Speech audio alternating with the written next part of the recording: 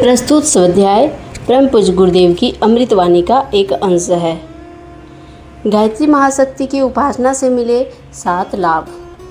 अब तक हम पढ़ चुके हैं कि गायत्री के जो 7 लाभ बताए गए हैं, ओम अस्तुता मया वरदा वेद माता प्रचोदयंता आयु प्राणम प्रजाम पशुम कृति द्रविण ब्रह्मवर्चसम ब्रह्मलोकम। इन्हें हमने 100% पाया है कि ये सातों के सातों लाभ एक एक अक्षर करके इसमें सही है। यह हमने अपने जीवन की प्रयोगशाला में साबित किया है, अपनी ज़िंदगी में परीक्षण किया है कि सातों लाभ जो गायत्री के बताए गए हैं सही हैं, जिसमें अब तक हम सभी आयु के बारे में पढ़ चुके हैं। अब आगे प्राण। प्राण माने साहस, हिम्मत। हम में बहुत हिम्मत है। कितनी हिम्मत है? सारे के सारे पंडित और पुरातनवादी लोग यह कहते थे कि महिलाओं को गायत्री का जप नहीं करना चाहिए और ब्राह्मण के अलावा किसी को नहीं करना चाहिए। हम अकेले ने कहा कि हर बिरादरी के लोग कर सकते हैं और महिलाएं भी कर सकती हैं। पंडितों, शंकराचार्यों सभी से हमने लोहा लिया। सारी दुनिया में उल्टी हवाएं बह रही हैं, प्रवाह बह रहे हैं। उनको मोड़ देने के लिए हम में बहुत ताकत है। इतनी ताकत है हम में कि जिस तरीके से मछली बहती हुई धारा को छल छलाती हुई चीरती हुई चली जाती है, उसी तरीके से हम अकेले निकल जाते हैं। कहाँ से आता है यह प्राण? गायत्री में से आता है। गायत्री ने और क्या क्या दिया?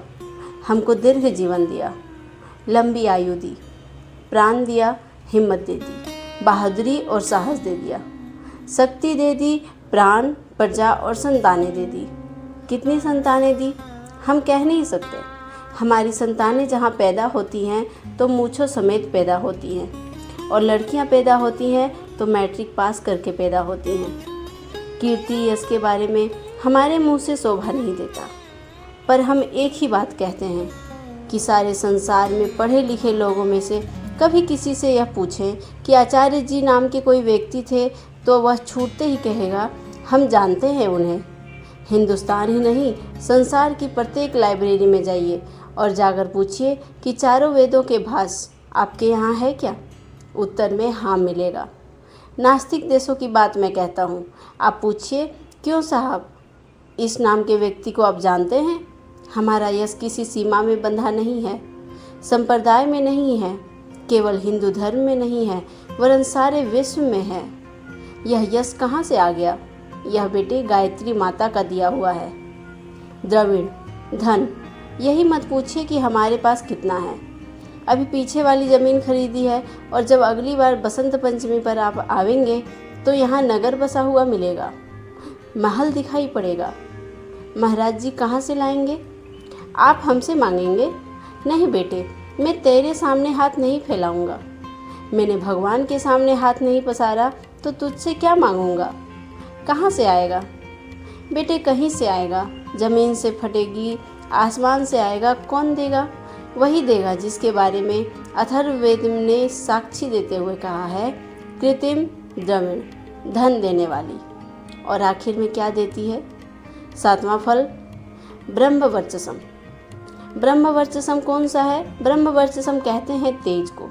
ब्रह्म तेज कैसा होता है? ब्रह्म तेज उसे कहते हैं जब विश्वामित्र और वशिष्ठ में संघर्ष हुआ, तब विश्वामित्र हार गए और अपना राज्य छोड़कर यह कहने लगे कि वशिष्ठ जितने शक्तिशाली हैं उतना ही शक्तिशाली बनकर मैं दिखाऊंगा। उनने एक श्लोक कहा, धिक बलम क्षत्रिय बलम, क्षत्रिय बलम ब्रह्म तेजो बलम बलम, अर्थात ब्रह्म तेज ही बल है। ब्रह्मवर्चसम माने ब्रह्म तेज। इसे ब्राह्मण का तेज कहते हैं, ब्राह्मणत्व का तेज, आध्यात्मिक तेज कहते हैं, आत्मा की शक्ति का तेज कहते हैं। गायत्री का आखिरी फल ब्रह्मवर्चसम है। गायत्री का आखिरी फल ब्रह्मवर्चसम होता है। संदर्भ ब्रह्मकमल, संपादन ब्रह्मवर्चसम।